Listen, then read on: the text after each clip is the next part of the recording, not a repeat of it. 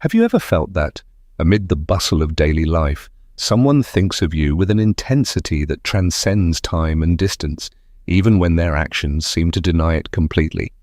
That silent suspicion that settles in your chest like an unending echo, that subtle vibration that arrives just as you speak their name in your mind, it isn't a product of your imagination. Carl Jung devoted much of his life to studying the depths of the human psyche and discovered that when feelings are repressed, they don't vanish. They transform into symbols, veiled gestures, and ambiguous behaviors that an intuitive soul can read without words. Today, we're going to explore a forgotten dimension of psychology, one that speaks of invisible bonds, unspoken emotions, and the whispers of the unconscious that reveal more than any explicit declaration ever could. There's a truth Jung passionately defended. Everything repressed in the conscious mind projects itself even more forcefully from the unconscious. In other words, the harder someone tries to deny that they miss you, the more evident it becomes to those who know how to observe with symbol-trained eyes. We're not talking about romantic assumptions or wishful illusions, but rather deep psychological dynamics, patterns that repeat with astonishing precision and emerge again and again in the stories of those who feel without visible reciprocity. The unconscious, Jung said, is a land of symbols, and its language reveals itself in the most unexpected details: an evasive glance, a laugh cut short, a word that slips out unintentionally. When a person has loved deeply and then tries to stifle that love, they cannot prevent their shadow, that inner space where unacknowledged desires dwell, from taking over in moments of vulnerability. And it's in those moments when the ego weakens that the truth seeps through like water in the cracks. Have you ever dreamed of that person just when you thought you had finally forgotten them? Have you felt their presence in places they've never been with you? Have you received messages or signs that felt charged with their energy, even when they came from someone else? What many call coincidences are, for Jung, manifestations of the collective unconscious, a shared field where our souls interact beyond rational logic.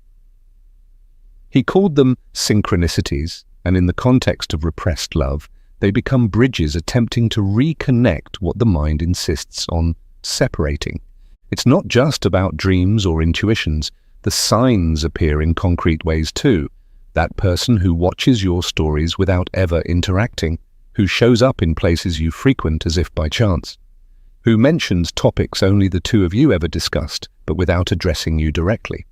For Jung, these are not mere coincidences, but covert expressions of the unconscious, small acts that unwittingly reveal what the rational mind tries to bury. When someone misses you, yet fights against that longing, an internal tension arises that inevitably shows on the outside. Jung called this the conflict between the ego and the shadow. The ego, the conscious part of the personality, tries to maintain coherence, protect its self-image, and uphold the decision to stay away. But the shadow, fueled by repressed emotions, seeks to express itself, even if in a distorted or contradictory manner. Thus emerge confusing behaviors, sudden advances followed by inexplicable coldness, prolonged silences interrupted by gestures of emotional closeness they dare not name. One of the most revealing signs of this kind of connection is incongruent body language. When you finally meet, even briefly and by chance, your body speaks before your words do. Perhaps they avoid your gaze, yet their pupils dilate in your presence. Maybe they keep a rigid posture, but their feet point straight at you. They might speak at a distance, yet their tone carries a warmth that contradicts their words. The body, like the unconscious, cannot lie. Isn't there also a fascinating phenomenon Jung described as the symbolic return? It happens when that person, unable to face their feelings directly, surrounds themselves with elements that bring them closer to you in a symbolic way. They might adopt interests they once only shared with you, begin using phrases you used to say, or even seek out relationships with people who somehow remind them of you. These choices aren't entirely conscious. They're manifestations of a psyche attempting to re-establish the lost connection through substitutions that, though imperfect, ease the sense of emptiness. But not all the signs are nostalgic or gentle. Sometimes the unconscious speaks through conflict. That person may act critical, distant, or even irritated with you for no apparent reason. Jung taught that very often hate is nothing more than repressed love that has lost its way. Emotional intensity, even when it appears as irritation or rejection, can be a clear sign that the bond remains alive, that deep down there is an unresolved struggle between the desire to forget and the need to remember. Understanding these mechanisms isn't an invitation to chase ghosts or excuse harmful behavior. Rather, it's about reconciling with our own intuition, because just as that person may be repressing their longing, you too could be denying your own. True emotional mastery isn't about guessing what the other feels, but about being at peace with what you feel without needing external validation. Jung's depth psychology doesn't offer easy answers, but it does provide powerful maps for navigating the complexities of the human soul. When we learn to read the language of the unconscious, both ours and others, we discover that love stories don't always end with goodbye. Sometimes they continue in silence, in gestures no one else notices, in dreams that go unspoken, and in those subtle spaces where the heart speaks without a voice. Perhaps there is still something worth hearing. And that's where your true power begins, in your ability to interpret the invisible, in your courage to hold on to what others deny, and in your decision to heal, even when the other person doesn't name it, because the soul that understands also sets itself free. The truly astonishing thing about this symbolic communication is that it operates on a plane the conscious mind doesn't reach. It isn't about messages sent with deliberate intent, but deep impulses, often unknown even to the one who emits them. That person, without knowing why, keeps recalling shared scenes, quoting your phrases in unrelated conversations, keeping your belongings as if they were talismans. And they don't do it because they want to, but because something inside them refuses to let you go. As Jung discovered, the unconscious doesn't act by the rules of the ego nor respond to logic. It has its own language, its own maps. And when an emotional bond has been intense, it finds unsuspected ways to persist, even when reason has surrendered. Someone who has pushed you out of their life may swear they've moved on completely, assuring you or others that they feel nothing anymore. But that apparent coldness isn't proof of indifference. What you feel, that sudden pang, that thought that visits unannounced, that premonition you can't explain, is often a direct response to the energetic current that still flows between you. Jung put it clearly, psychic energy never extinguishes. It moves, it transforms, and when it can't find an outlet in conscious dialogue, it manifests in dreams, in slips of the tongue, in symbols, in uncomfortable silences. Emotional connection doesn't disappear with absence. It simply morphs, seeps into other forms, looks for another route. That's why you're not imagining things or daydreaming. When you feel that presence, when you sense that person thinking of you, they probably are, even if they can't admit it to themselves. The mind can censor, but the soul cannot. And the more you repress a feeling, the stronger its unconscious expression becomes. Jung compared it to trying to keep a balloon underwater. The harder you press it down, the more explosively it will burst free when it finally escapes. That's what happens when someone feigns indifference but secretly searches for your name online without leaving a trace. When they ask others about you, when they avoid certain places not out of lack of interest, but because they fear what might surface if they encounter you. This is the mystery of the paradox of active distancing. The more effort someone puts into seeming disconnected, the clearer it becomes that an unresolved inner bond still exists. But there's something even more revealing than these covert gestures. The third sign that someone misses you while repressing the feeling is the intensity of their reaction to any mention of you. It isn't a lukewarm emotion or neutral response. We're talking about visceral, immediate, and sometimes disproportionate reactions. It might be a cutting remark, an evasive glance, a forced laugh, or even an abrupt silence as if the air itself was suddenly cleaved. And they don't plan these responses, they're unconscious reacting. Jung called this the activation of an emotional complex. concentrated cores of repressed emotion that, when triggered by certain stimuli, your name, your photo, or the idea that someone else has taken your place, ignite without warning or control. These reactions are like windows through which the soul peeks without permission. That's why, when someone abruptly changes the subject, or their face flickers with discomfort or nostalgia for a split second before returning to its usual rigidity, it's not an act, it's an emotional leak, an instant when the shadow takes over. Jung said that complexes are living entities within the psyche, with a will of their own. They cannot be completely contained. When they activate, they reveal the true emotional state that's been carefully hidden. Pay attention to the details, that nervous blink, that stiffened gesture, that phrase uttered more forcefully than necessary. These are all indicators that your presence still lives deep in their mind, even if their outward narrative claims otherwise. And what's fascinating is that these signals cannot be faked. The mind can rehearse responses, can erect rational walls, but the body doesn't lie. Involuntary reactions, a voice cracking, eyes misting for a fleeting moment, an unexpected sigh. These are the most honest confessions someone can offer without uttering a single word. And so we arrive at one of the deepest, most enigmatic manifestations of this unconscious connection: the appearance in dreams and intrusive thoughts. These are not mere memories or shallow nostalgia. It's a presence that barges in uninvited, manifesting again and again in the dream realm, as if the soul refuses to let go. Jung explained that dreams are the unconscious's privileged stage. When someone appears in your dreams repeatedly, it's because their image still occupies an active psychic space within you or within them.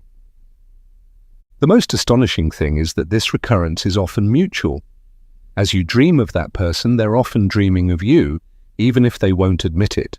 It's not uncommon after weeks of silence to receive an unexpected message just after a night you dreamed of them. Connected souls share a common vibrational field, and that invisible closeness manifests itself in synchronies so precise that logic cannot explain them.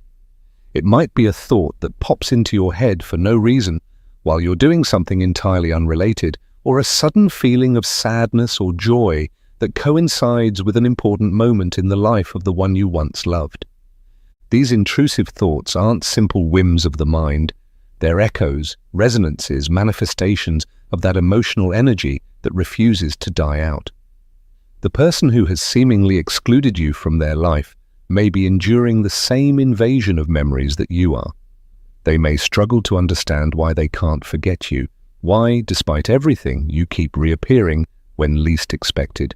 Jung held that these phenomena reveal that something was left unfinished, that the story never truly closed, and that the unconscious continues trying to find a resolution the conscious mind dares not face. This fourth sign is, at first glance, the most subtle, but it is also the most intimate, because it needs no visible proof or witnesses. It is a kind of presence you feel on your skin, here in the murmur of the soul. And if you've felt that someone is dreaming of you, if you've woken with their name pounding in your chest for no apparent reason, it's possible that somewhere in the shared unconscious, that person has uttered yours. Because as Jung affirmed, what the soul unites, even silence cannot fully separate. With his penetrating insight into the human condition, Jung regarded dreams as more than mere byproducts of rest. He saw them as privileged portals into the depths of the soul. For him, each dream image was an encrypted message from the unconscious, a truth wrapped in symbols beyond the control of the rational mind. That's why, when someone dreams of you repeatedly, especially if by day they repress any emotional expression toward you, it isn't a simple quirk of memory, it's an involuntary confession of the soul. If that person has ever mentioned, even casually or offhandedly, that you appeared in their dreams, you are witnessing a moment of pure truth. Jung taught that recurrent dreams about a specific person are the unconscious's attempt to process what couldn't be resolved at the conscious level, what was left unsaid, what was postponed or denied. But these impulses are not confined to the night. During the day, that same energy leaks out as intrusive thoughts, those memories of you that emerge without permission, that break through just as the person tries to focus on something else. And if they have ever shared with you, as if it were no big deal, that something reminded them of you, or that they relived a moment you shared, don't downplay it. What you're hearing is a disguised confession. The unconscious, as Jung said, always finds a crack through which to reveal itself, especially when the emotional charge is intense. The mind may try to silence affection, but the soul has its own fissures through which to escape. Jung called this phenomenon psychic compensation. It's a deep law of the soul. The more we try to repress a feeling, the stronger its alternative expression becomes. It's like pressing hard on an underground spring. Sooner or later, it will find its course. So, if that person insists on showing indifference, but their mind betrays them with memories that jolt them, you're witnessing an authentic expression of a bond that remains alive, even if in the shadows. The fifth sign of this hidden emotional dynamic is what Jung called inverted projection. This is one of the most revealing yet hardest to identify manifestations of the unconscious's workings. It occurs when the person who misses you deeply but cannot admit it begins to project onto you what they refuse to see in themselves. It may sound like it's you who hasn't moved on, that you're still hung up, clinging to something that's already passed, but in reality, they're speaking about themselves. Jung maintained that what most annoys us in others, or what we point out in them, is often a mirror of what we refuse to accept in our own depths. When someone insists that you're the one who hasn't let go, when they repeat emphatically that it's all over or that everyone's gone on with their lives, that repetition isn't a statement, it's a defense. Because when something is truly resolved, it doesn't need justification or constant restating. The emotional intensity with which they say it betrays exactly the opposite, that they're not at peace with what they feel. This is the paradoxical nature of inverted projection. In their attempt to free themselves, the person ends up revealing what binds them. They point at you, but they're really observing themselves. They accuse you, but it's their own reflection they're trying to hide. The sixth sign is one of the most enigmatic and, at the same time, most poetic in Jungian thought: meaningful synchronicities. Jung defined these as coincidences lacking any obvious logical cause, but laden with deep personal significance. When someone misses you intensely and their unconscious is active, it's common for unexpected encounters, signals or crossings to occur that seem too precise to be mere chance. Perhaps that person appears just when you're going through something important emotionally. Maybe they re-enter your life just when you've been thinking of them most strongly, or you run into them in a place where there was no reason to cross paths. They may say it was a coincidence that they didn't know you'd be there. That could be true for their conscious mind, but the unconscious, Jung argued, can influence our decisions in ways we don't understand, guiding our routes, schedules, words, and gestures without our awareness. So these coincidences aren't simple accidents, they're movements of the soul, silent attempts at reconnection from a deep place. They're unspoken responses to a call that no one voiced, yet both of you heard. These synchronicities shouldn't be dismissed as superstition, but seen as manifestations of what Jung called the collective unconscious, a shared field where our psyches intertwine beyond time and space. That's why, when life seems to arrange meetings with astonishing precision, you shouldn't take it lightly. The other person's unconscious may be creating pathways, even without their knowing it, to draw closer again, to heal, or simply to keep alive the bond their conscious mind insists on denying. And finally, we arrive at the seventh sign, perhaps the most powerful and undoubtedly the most transformative: personal change inspired by your absence. Jung developed the concept of individuation, the process by which a person becomes what they truly are, integrating the parts of themselves they have projected onto others. When someone misses you deeply yet cannot approach you or say it aloud, they often channel that energy into a silent but meaningful transformation. They may begin to take an interest in the things you loved, adopt habits they once criticized, or start frequenting places that held special meaning for you. This kind of change isn't a superficial imitation. It isn't a nostalgic attempt to regain something lost. Rather, it's an unconscious way of integrating aspects of you that resonated deeply within their soul. Jung explained that when someone transforms us, when they leave an authentic emotional mark, they don't disappear simply by leaving. They become a part of us. So if that person has visibly changed since you departed, if they've adopted attitudes, values, or passions that were once yours, you're witnessing the invisible imprint of your presence. It's their way, conscious or not, of keeping you close. That personal transformation is, at its core, a silent tribute. It acknowledges that your influence was so profound, it became part of their evolution. In Jungian terms, it's the result of a symbolic integration of the other. And when such integration happens genuinely, it's the clearest sign that you were, and continue to be, significant in their journey.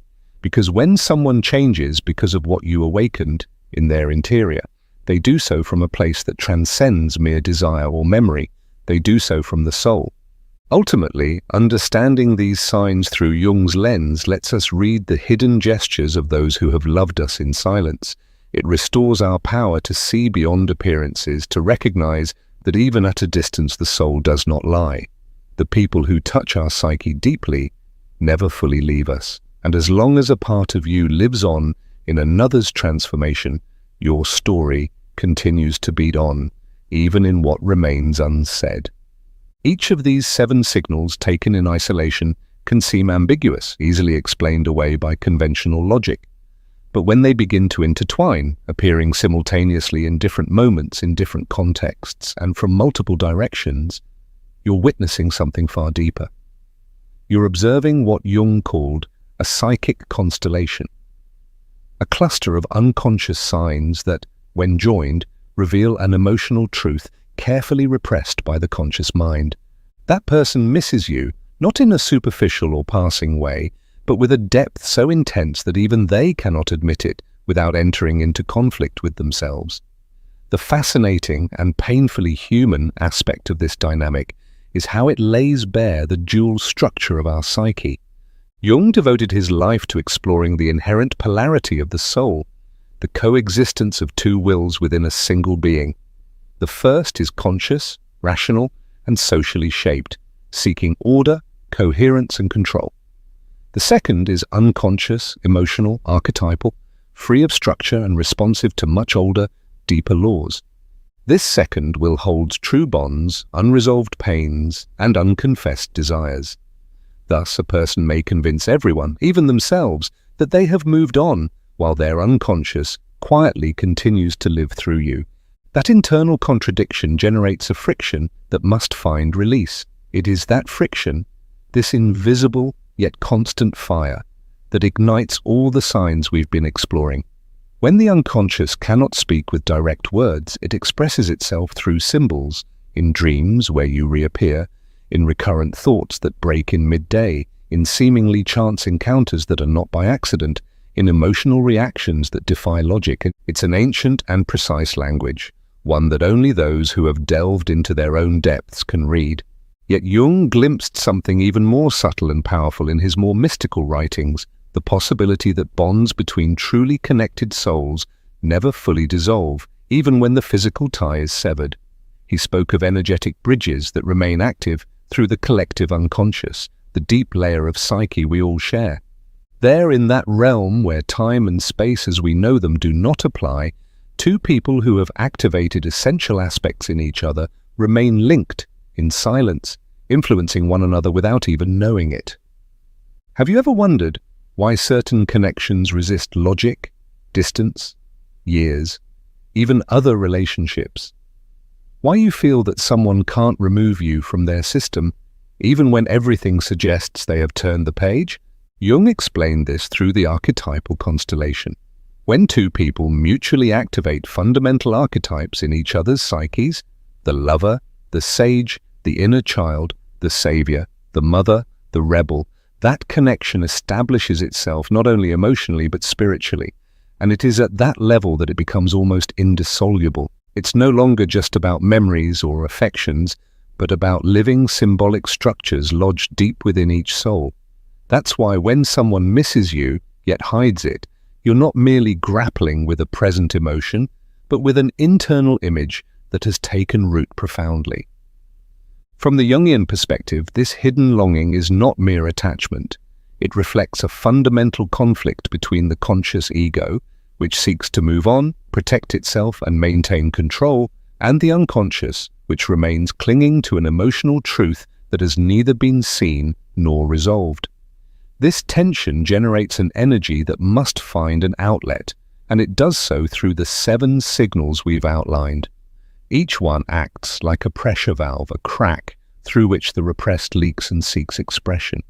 What Jung discovered is that emotional repression is never perfect. The mind may erect walls, weave narratives, enforce silences, but the soul always finds fissures. What is repressed never dies. It transforms, projects, and symbolizes. That is why this person can speak of you with sarcasm, anger, or indifference. But any intense reaction is proof that you still dwell within them. Repression breeds distortion, not annihilation, and that distortion becomes a signal. Here is where we must address the heart of Jung's archetypal psychology, the anima and animus. Jung understood that within every man lives an unconscious image of the feminine, the anima, and within every woman lives an unconscious image of the masculine, the animus. When one person embodies or activates these archetypes in another, they become more than a beloved. They become a mirror of the soul, an internal figure projected onto the outer world, a reflection of what the other seeks, fears, needs, and often cannot name. If you, as a woman, have activated the anima in a man, you were not merely his partner, you were his inner mirror. His archetypal muse, the living symbol of his feminine soul, his repressed tenderness, his forgotten intuition, his capacity to love without restraint. Losing you was not simply the end of a relationship, but the loss of a vital connection to an essential part of himself. That is why he misses you in a way he cannot explain. By remembering you, he is attempting to rediscover himself. And if you, as a woman, projected your animus onto a man, that internal figure representing your strength, direction, and inner structure, then his absence cuts far deeper than emotional pain. It is the experience of feeling disconnected from a vital part of your own psyche. The animus embodied in a beloved man represents your drive to act, your ability to assert yourself, to stand firm. When that man leaves, it can feel as though those qualities crumble within you until you learn to integrate them as your own.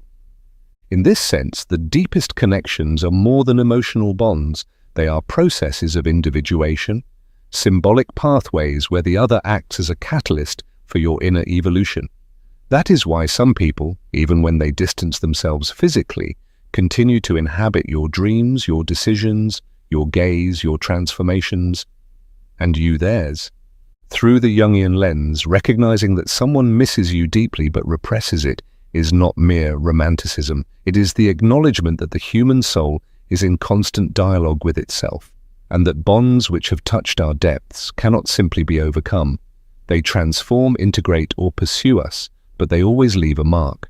That's why the real power of understanding Jungian psychology lies not in offering simple answers, but in providing deeper ways of seeing. It doesn't ask who's to blame, who left, or who reached out first. Rather, it asks what remains unresolved, which forces have been activated within us, and what messages our unconscious is trying to send through silence, dreams, signs, and changes. For what the soul recognizes as important, it never forgets. It carries until the time comes to fully understand, integrate, or release it. In the end, that person may never speak your name aloud. They may never admit what they feel. But if you were the mirror of their unconscious, if you activated their most hidden part, then your role in their life transcends words. Perhaps you no longer touch them, but they still carry your color in their gaze, your silence in their breath, your absence in every attempt to begin something new. And that may be the deepest proof of all, that even when the soul loses contact, it never entirely loses the connection.